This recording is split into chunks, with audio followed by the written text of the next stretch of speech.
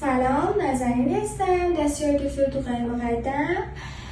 طبق درخواست شما عزیزان ما آموزش شست زدن رو داریم که بتونید توی خونه یه بار دیگه مجدد داشته باشید آموزشش رو که اگه نکاتی یا یادتون رفت اینجا براتون ریویو بشه.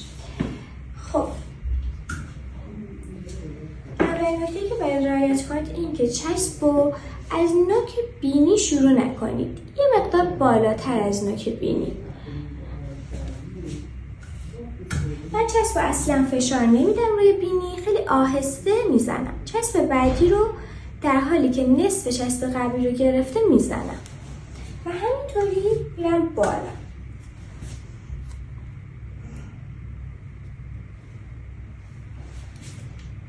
یه چسب بلندتر میبرم و به صورت 7 یا وی انگلیسی زیر بینی میزنم. اگه دقت کنید خیلی فشار نمیارم به این ناحیه ها. یکی دیگه روش میزنم بشه 2 لایه.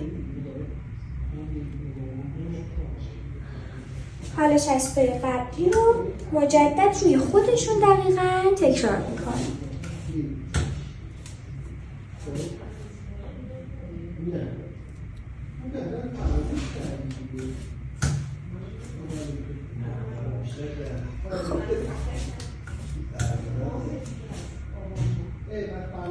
آخرش اگه دقت کنید نوک بینی چسب نداره که این خیلی مهمه. میتونیم این چسب رو جمع کنیم، نوک بینی آزاد باشه که تیپ شکل بگیره.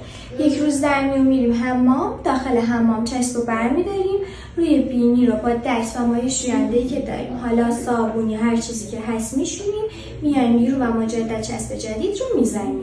ممنونم.